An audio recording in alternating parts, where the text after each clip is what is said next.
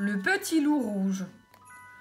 Je m'appelle Coquelicot, le petit loup, et je suis rouge, des oreilles à la queue. Au début, ça m'était bien égal. Quand je me regardais dans la glace, je me trouvais très beau. L'embêtant, c'est que les loups gris des environs ricanaient en me voyant. « Coquelicot, tu ressembles au petit chaperon rouge. Alors, miam, miam, on va te dévorer pour notre petit déjeuner. » Et crac, il me mordait la patte. Le cœur serré, je criais. « Ce n'est pas de ma faute si je suis rouge des oreilles à la queue. » Et je courais me cacher dans ma cabane au fond des bois. Cela aurait pu durer longtemps comme ça. Et puis, la veille de Noël, la neige s'est mise à tomber. C'était tellement beau que j'ai repris courage. Moi, Coquelicot, le petit loup rouge, je vais partir à l'autre bout de la terre, au pays des 1000 couleurs.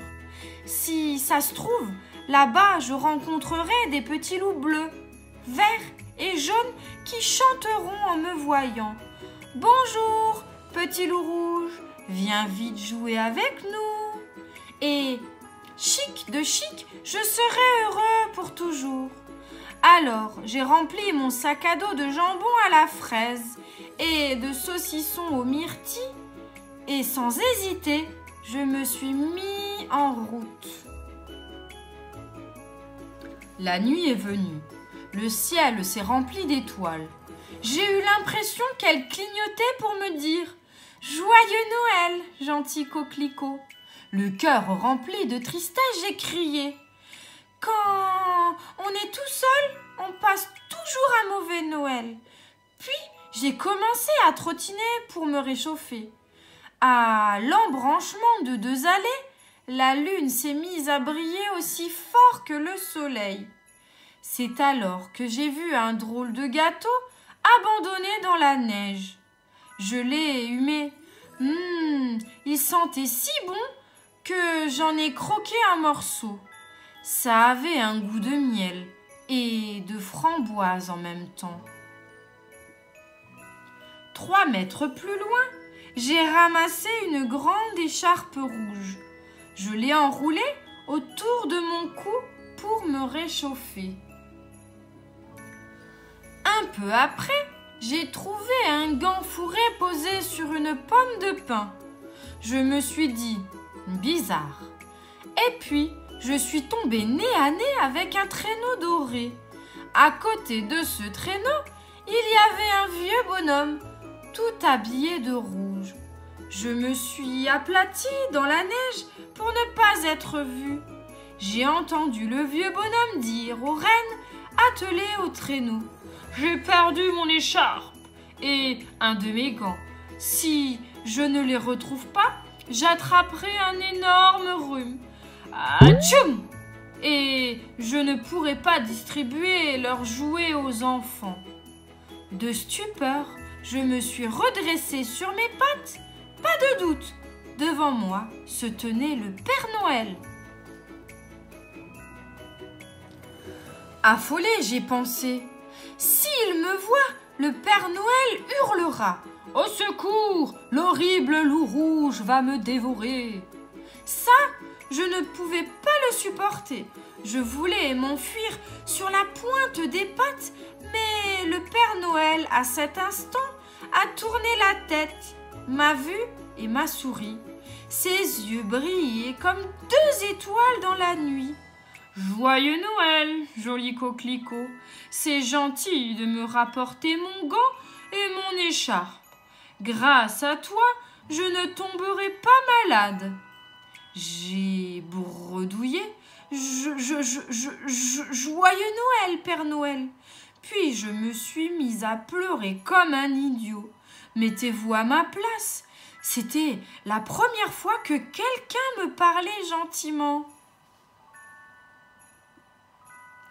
Alors le Père Noël m'a caressé la tête entre les 2 oreilles, puis il a chuchoté. « Gentil Coquelicot, Je sais que tu essayes d'aller au pays des 1000 couleurs pour trouver des amis. Mais si tu préfères, tu peux m'aider à distribuer des jouets aux enfants pour Noël. Ensuite, je t'emmènerai dans mon pays, loin, très loin, dans les neiges éternelles, où il y a de délicieux gâteaux au miel et à la framboise. D'un seul coup, j'ai eu l'impression que mon cœur devenait tout doux, tout chaud. Je me suis exclamée: Père Noël, toi et moi, on ne se quittera plus jamais. Voilà les amis pour la première histoire. L'étoile très brillante. À Noël, quand j'étais petite, dit Sourisette, ma grand-mère aimait me raconter l'histoire de Soussou, l'une de mes petites cousines d'Afrique. Soussou dit un soir: Regardez, une étoile très brillante. Toutes les étoiles sont brillantes, répond la girafe. Oui, mais celle-là brille plus que les autres et elle est nouvelle. On ne l'a jamais vue dans le ciel. Tu as raison, dit le lion, elle est vraiment belle, attrapons-la. Mais non, il ne faut pas y toucher, s'exclame Soussou. Elle n'est pas là par hasard, cette étoile. Elle doit bien servir à quelque chose. Eh bien, justement, répond le lion, elle servira de décoration sur notre arbre de Noël. Alors, allons-y les amis, attrapons-la. Pendant que Soussou boude et ronchonne dans son coin, deux rhinocéros se collent l'un à l'autre en criant « Grimpez sur nous, les plus costauds des plus costauds !» L'éléphant monte alors sur le dos en barrissant « Grimpez sur moi, le plus fort des plus forts !»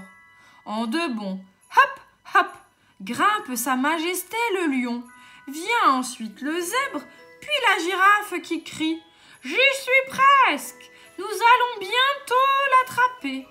Petit à petit, s'élève vers le ciel une tour d'animaux qui piaillent, une tour qui tangue et se balance.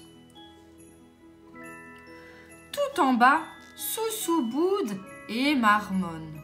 Elle n'est pas là par hasard, cette étoile. Il ne faut pas y toucher. Souple, léger, 3 ouistitis s'élancent sur la tête de la girafe. Le dernier arrivé hurle de joie. Je la touche du bout des doigts. Viens vite, Soussou, nous avons besoin de toi pour l'attraper. La tour piaille, la tour tangue et se balance. Soussou n'a pas du tout envie d'y aller. Pas du tout. Mais les animaux insistent tant qu'elle se décide. Elle grimpe, grimpe, s'arrête plusieurs fois en couinant. Oh, là là, que c'est haut, la tête me tourne. Courage, tu y arriveras, rugit le lion. Mais dépêche-toi, c'est lourd. Oui, c'est lourd, répètent les animaux. La tour piaille, la tour tangue et se balance. Soussou grimpe encore et encore jusqu'au bout du doigt du dernier des ouistitis.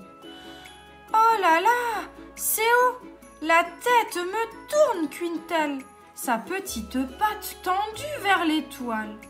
Et soudain, zip, elle glisse, roule le long de la tour qui piaille, tangue, balance et boum, patatras, s'écroule. Et l'étoile très brillante, elle est restée là-haut bien accrochée? Et Soussou l'a-t-elle fait exprès? Ça, personne ne le saura jamais. Depuis cette histoire, rajoute Sourisette, tout le monde sait bien qu'une étoile ne s'attrape pas et qu'il vaut mieux en fabriquer pour avoir un sapin bien décoré. Voilà les amis, je vous donne rendez-vous demain pour une autre histoire. Bye bye.